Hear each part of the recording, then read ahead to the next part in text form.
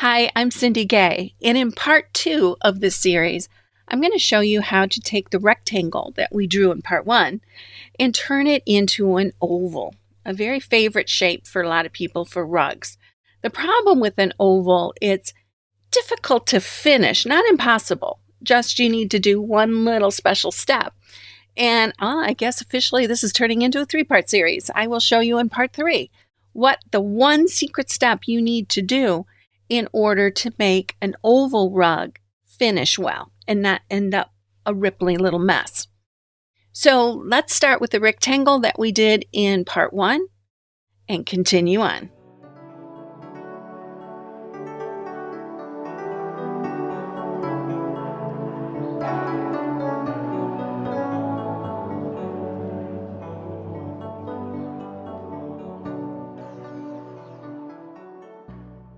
Okay, in part 1 of this video, I showed you how to draw a rectangle.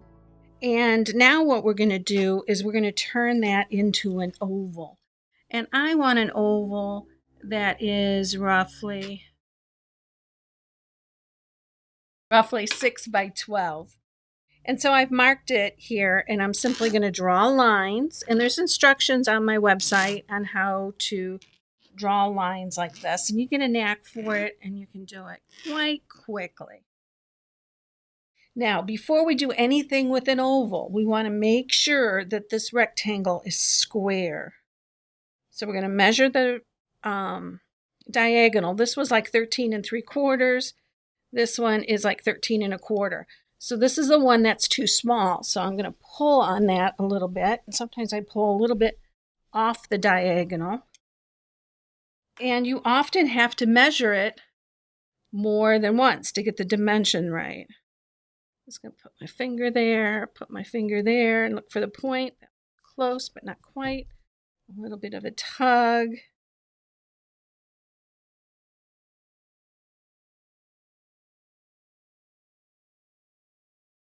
And that's the problem. Usually what happens is you end up pulling on it, you pull too far, and then it gets skewed in the opposite direction. Then with a piece of paper, I'm going to take a Sharpie marker and I'm going to line it up into one of the corners. And I'm going to mark these halfway points. And I'm using it with marker so that it bleeds through. That's going to be important in a few minutes. Next, what I want to do is I want to draw the oval. And I like an oval with a little bit of a flat area on each of the edges so it doesn't end up pointy, a pointy oval.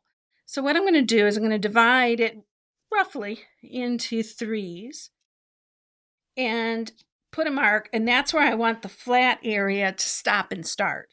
So between here and here is where I want the curve. And I'm just going to kind of keep drawing lines until I go, okay, that's the one I want. Right there, that one right there. And then what I'm going to do is cut it out with a pair of scissors. I'm going to adjust this one just a tiny bit. And then I can put it back on the pattern, lining up these halfway marks, leaving just a little bit of room for me to get in with the marker and to lay this down. And then to do the quadrant up here, I'm going to take this part of the pattern and I'm going to flip it like this.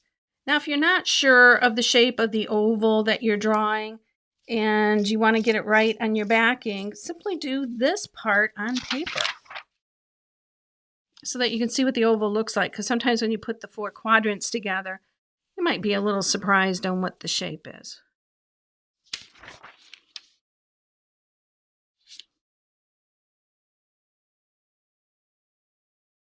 There we go.